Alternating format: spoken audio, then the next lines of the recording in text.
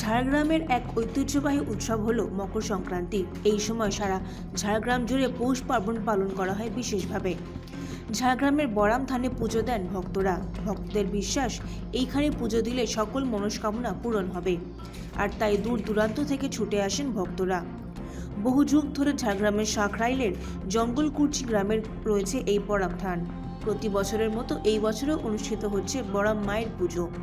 আর সেই পুজোর ফিতে কেটে উদ্বোধন করলেন কবিবল্লভপুরের বিধায়ক ডক্টর খগেন্দ্রনাথ মাহাতো। আমরা জঙ্গলমহলের মানুষ, তাদের কাছে সবচেয়ে বড় পরব কিন্তু আমাদের এই মকর পরব, এবং সেই সঙ্গে আমাদের জঙ্গলমহলের বনদেবী আমরা বরাম মায়ের পুজো করে থাকি। তাই আমরা দেখেছি যে বিভিন্ন জায়গায় খোলা স্থানে কিন্তু আমরা বরাম মায়ের পুজো করে থাকি।